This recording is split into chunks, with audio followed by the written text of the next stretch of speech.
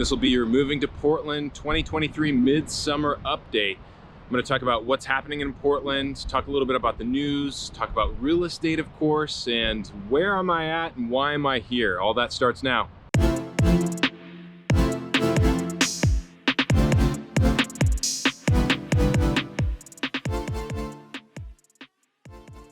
Hey everyone, welcome back to the channel, Living in Oregon. Seth Marchant with the Home Team Brokers here today, coming to you from the beautiful Oregon coast.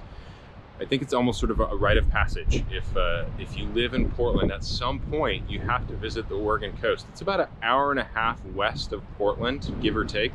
And I noticed a lot of people coming to the coast this year, probably because Portland has put a ban on fireworks this year. There are still some public displays, but aside from that, you can't do fireworks in Multnomah County this year. So I think a lot of people going to the coast for that reason. Now, the reason why they banned fireworks this year is because the conditions right now are especially dangerous for fires. And I might sound redundant. I've talked about this quite a bit in the last few months on our videos and probably mention it every single time, but the weather has been incredibly unique over the past few months. We really haven't had much rain at all through May and June, which is uncommon. So right now things are really dry and there's no rain in the forecast for the future. So dry, little humidity. It doesn't get very humid here. It's a perfect storm for a really bad fire, and unfortunately those fires have already started. Right now there's a fire going on the other side of the Columbia River in Underwood, Washington. That's on the other side of Hood River. Just yesterday there was a fire alert in Waldport, which is closer to like the central Oregon coast. I think they have that handled, but it's not looking great for the future. Now, we've all been really enjoying the weather, and again, I know I keep talking about the weather. I can see the jokes now.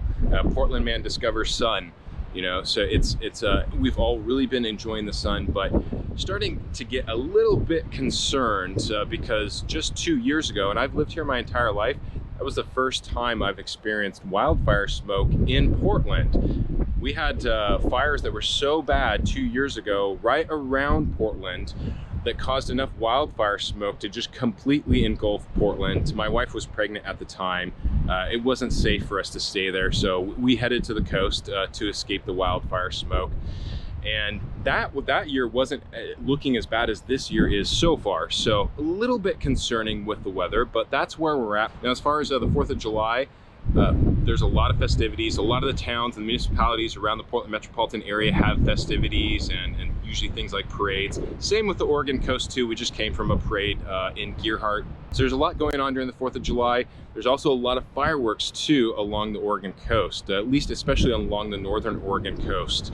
You can see fireworks from Astoria to Seaside. A lot of the big fireworks are going to be in Seaside. So again, a reason why a lot of people are traveling to the Oregon coast because maybe not as many fireworks this year, although there are still a few shows for the public, but fireworks at the coast are great. Now, I do have some mixed feelings about that. It does create a lot of trash. People do seem to be pretty good about cleaning up their mess, but expect usually it's probably one of the messier times of the year. But nevertheless, a great place to go if you want to experience and enjoy some of the festivities of 4th of July. As far as the weather goes right now, on the coast, it's around mid-70s. Back in Portland, it's pretty close to 100 today. I know they're in the 90s, they might touch 100. Again, we don't get a whole lot of days in the hundreds or really in the 90s typically. It's only been this past couple of years where we've seen this really extreme kind of heat. So I mentioned that too for you people that are maybe coming from other places where you think you might be escaping the heat. One of the nice things though about Portland, it's not super humid here. You know, when it's really hot and humid, I know that's when it really gets brutal, so at least it's not humid here. Now, as far as Portland and how Portland is doing in general, because we do talk about that and on the channel, and Portland's been in the news a lot over the last couple of years. Anecdotally, things are looking up, things are looking better with Portland. I'm hearing more people patronizing businesses in Portland and traveling to Portland. I'm hearing good feedback from people, so a lot of good anecdotes. The one kind of setback I would say right now about Portland is that we decided to decriminalize drugs a couple of years ago. And I think maybe one of the unforeseen consequences of that was the open air drug use, because it's very prevalent in Portland, specifically with fentanyl. I don't even remember when fentanyl first started or when that was a thing. You know, it's a semi-recent thing, but the combination, because we didn't used to have fentanyl, the bad thing before that was maybe heroin, but the combination of allowing people to do drugs wherever they want and just how bad this drug is of fentanyl. One thing that Portland said they were going to do is they were going to stop the open air drug use. I'm not sure if it was going to be a law or an ordinance, but they had voted to prohibit people from doing drugs in public. And just this past week, they walked it back for some reason. Not sure why. Maybe they're not sure how they're going to implement that yet. But a little bit of a setback for people, because I know that was one thing that we saw that had a lot of public support, was banning that open air drug use, because that's really put sort of a hindrance on bringing Portland back from some of the things that we've experienced in the last couple of years. Portland and Oregon in general had more COVID restrictions than a lot of other cities, and then consequently taking us a little bit longer to recover from that. So Portland doing a lot of things to recover, bring people back, bring tourism back in, and it sounds like it's happening, and it looks like we're trending in the right direction. But that's one thing that we noticed in the news that kind of scratching our heads about. Other than that, though, anecdotally, things seem to be trending up. Now, if you're not familiar with Portland, it's a tri-county area. Multnomah County is where Portland is, and then there's two other counties, Clackamas County, Washington County, sort of considered the suburbs. A lot of people that live in Clackamas County, Washington County, if you haven't been following the news or heard about some of these problems or legitimate gripes that people probably have about Portland, Clackamas and Washington County are really pretty insulated from that. So a lot of people living in those counties that maybe aren't really experiencing that. And if you're somebody that's thinking about moving to Portland, that's where a lot of people are moving right now. In fact, just recently, the data came out just recently, Multnomah County, where Portland is at, experienced a population decline for the first time in a long time, decades, perhaps in my lifetime. Where are those people going? Clackamas County, Washington County, they're moving to the suburbs, followed by Deschutes County, which is Central Oregon. The town there that people are probably most familiar with is called Bend. Bend was actually named, has been named a few times over the past few decades, one of the top retirement places in the country. Amazing place. A lot like the Oregon coast. If you move or live in Portland, you want to visit Bend at some point. It's the high desert. That's where Mount Bachelor is at. Home of Ashton Eaton, too. Decathlon gold medalist, if you haven't heard that before. Pretty incredible.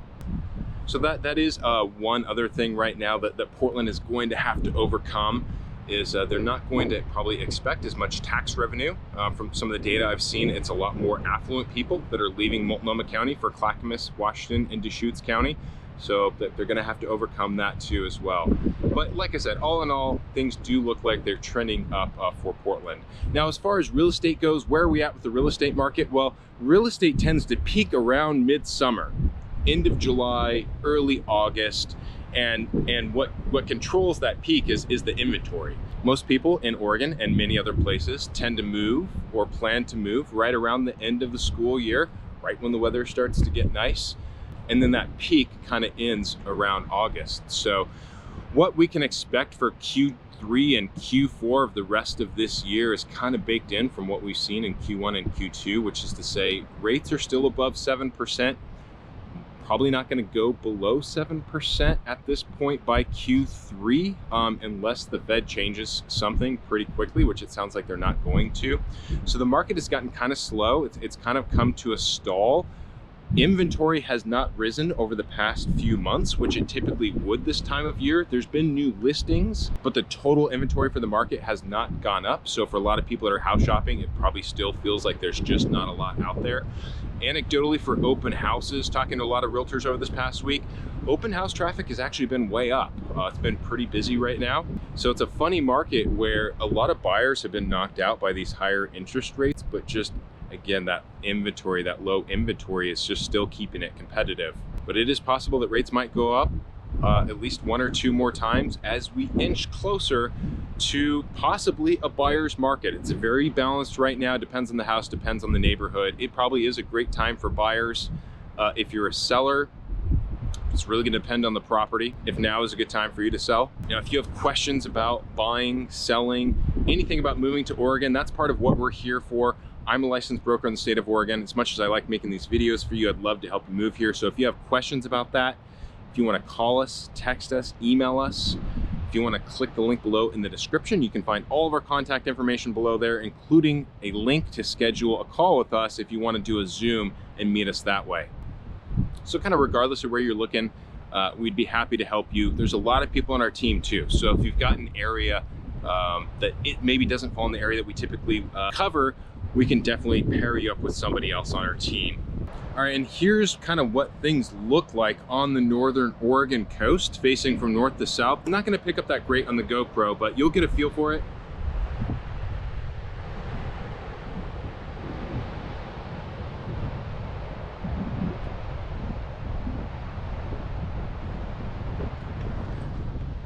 So down there, that direction, that's Tillamook Head, that landmass that you can kind of see sticking out back there in the ocean. And the end down there is Seaside. On the other side of that is Cannon Beach, two of the popular places along the Oregon coast. You're gonna see fireworks all up and down here. And by tonight, this entire area is gonna be pretty well covered with cars. There's gonna be a lot of people out here hanging out and camping out doing fireworks. So you get a fireworks display all the way from Warrenton, kind of roughly Astoria, all the way down to Seaside on the northern Oregon coast. Also, if you're not familiar, this is one of the very few places where you can actually drive along the Oregon coast. You can drive from Earhart to Warrenton. You can't drive really anywhere else on the Oregon coast. There's a couple small little places that you can get onto the beach, but not a whole lot of driving around. Lincoln City would be one, Gold Beach would be another. So I hope everybody has a great 4th. I hope you stay safe. I hope we don't have too many fires. Thank you to the firefighters out there fighting that fire in Underwood. My brother-in-law lives just across the river. He's a firefighter as well. He had a very close eye on what was going on over there yesterday. Sent me a bunch of videos of helicopters picking up all the water out of the Columbia River and dropping it, on those fires over there. Pretty amazing to watch. So appreciate all of you people out there helping to fight these fires. And for everybody else, I hope that we can be safe, stay smart, and have an enjoyable time and a safe time on the 4th. Until next time, take care, everyone.